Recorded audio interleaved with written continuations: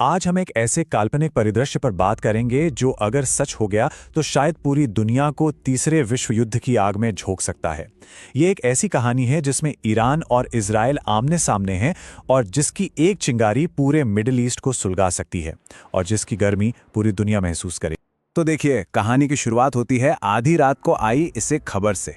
एक बड़े इजरायली अधिकारी मीडिया को बताते हैं कि ईरान के सुप्रीम लीडर अयातुल्ला खामेनी को मार दिया गया है और उनके पास इसका पुख्ता सबूत भी है। अब ये सिर्फ एक नेता की मौत नहीं है, ये एक ऐसी घटना है जो मिडिल ईस्ट में पावर का पूरा खेल ही पलट सकती है। और अभी इस खबर की अफरा तफरी चल ही रही थी कि दुबई से तस्वीरें आने लगती हैं। वहां के मशहूर बुर्ज खलीफा जैसी जगहों पर हमले हो रहे हैं। इससे एक बात तो साफ हो जाती है कि ये लड़ाई अब सिर्फ दो देशों के बीच की नहीं रही, बल्कि इसने पूरे इलाके को अपनी चपेट में ले लिया है। और इसका असर तुरंत पूरी दुनिया पर पड़ता है। दुनिया के सबसे व्यस्त एयरपोर्ट्स में से एक दुबई एयरपोर्ट अपनी सारी फ्लाइट्स कैंसिल कर देता है। जरा सोचिए उन हजारों लोगों के बारे में जो अपने घरों से दूर एक अनजान शहर में फंस गए। और ग्लोबल सप्लाई चेन का क्या हुआ होगा, वो तो एक अलग ही कहानी है। लेकिन सवाल ये है कि इतना बड़ा हमला हुआ कैसे। तो इस काल्पनिक सिनेरियो के हिसाब से ये अमेरिका और इजराइल का एक बहुत ही सटीक, एक बहुत ही कोऑर्डिनेटेड ऑपरेशन था। कहते हैं कि उन्होंने महीनों तक सही मौके का इंतजार किया और जैसे ही खामेनेई अपने 20 मंत्रियों के साथ एक जगह पर इकट्ठा हुए, एक ऐसा हमला किया गया जिससे किसी का भी बचना नामुमकिन था। इस घटना के बाद जो रिएक्शंस आए वो भी बहुत तेजी से आए। एक तरफ ईरान अपने नेता को शहीद का दर्जा दे रहा था, तो दूसरी तरफ ईरान के अंदर ही कुछ सड़कों पर लोग जश्न मना रहे थे, मूर्तियां तोड़ रहे थे। ये दिखाता है कि ईरान के अंदर भी सरकार के खिलाफ एक बहुत मजबूत भावना दबी हुई थी। लेकिन सबसे बड़ा सवाल तो यह है कि दुनिया इस खतरनाक मोड़ पर आ कैसे गई। आखिर ये सब हुआ कैसे। तो चलिए इस काल्पनिक युद्ध की जड़ों को समझने की कोशिश करते हैं और देखते हैं कि इसकी शुरुआत असल में हुई कहां से थी। देखिए, आज जो ये धमाके सुनाई दे रहे हैं ना, इनकी आग काफी पुरानी है। इस सिनारियो में ये जो 2026 का युद्ध है, इसकी नींव कई साल पहले ही रख दी गई थी।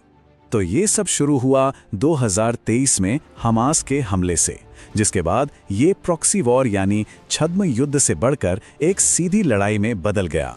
हर एक घटना ने टेंशन को और बढ़ाया और बढ़ाते बढ़ाते बात यहां तक पहुंच गई कि 2026 में इजराइल ने सीधे तेहरान पर हवाई हमले शुरू कर दिए।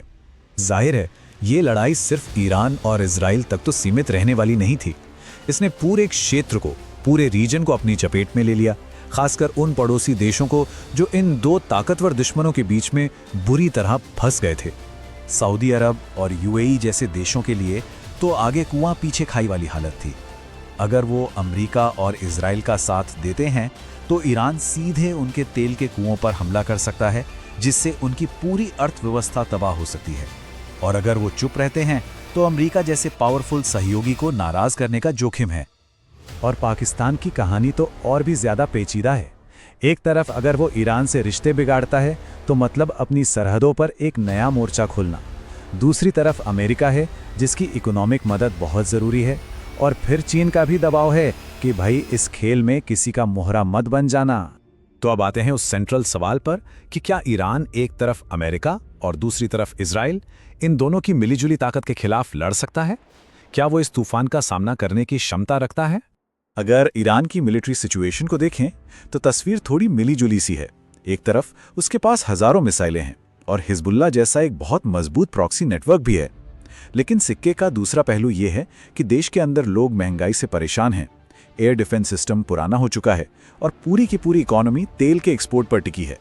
तो मतलब साफ है, ईरान की लड़ने की इच्छा शक्ति भले ही मजबूत हो, लेकिन इस सिनेरियो में लंबे समय तक लड़ने की उसकी जो क्षमता है उस पर एक बड़ा सवालिया निशान है। बिना किसी बाहरी सुपर पावर की मदद के उसका टिक पाना बहुत मुश्किल लगता है। और यहीं से उठता है वो सबसे बड़ा और सच कहूं तो सबसे भयावह सवाल, क्या ये एक क्षेत्रीय संघर्ष, एक रीजनल कॉन्फ्लिक्ट तीसरे विश्व युद्ध में बदल सकता है? इसे एक डोमिनो इफेक्ट की तरह समझिए। खतरा तब बढ़ता है जब रूस और चीन जैसे देश इसमें शामिल हो जाते हैं। सोचिए, अगर रूस अपने साथी ईरान को हथियार देने लगे और चीन अपने तेल के रास्तों को बचाने के लिए आ जाए, तो ये टकराव एक ग्लोबल, एक वैश्विक तबाही में बदल जाएगा। और एक्सपर्ट्स जो तस्वीर पेश करते हैं वो वाकई बहुत डरावनी है। एक ऐसी दुनिया जहां तेल की कीमतें आसमान छू रही हैं, इंटरनेट बंद पड़ा है और दुनिया का पूरा बैंकिंग सिस्टम साइबर हमलों की वजह से ठप हो गया है। ये एक ऐसी तबाही होगी जहां दुनिया साफ साफ दो गुटों में बढ़ जाएगी। तो क्या हमारी दुनिया सचमुच एक बहुत ही धारदार चाकू की नोक पर टिकी हुई है?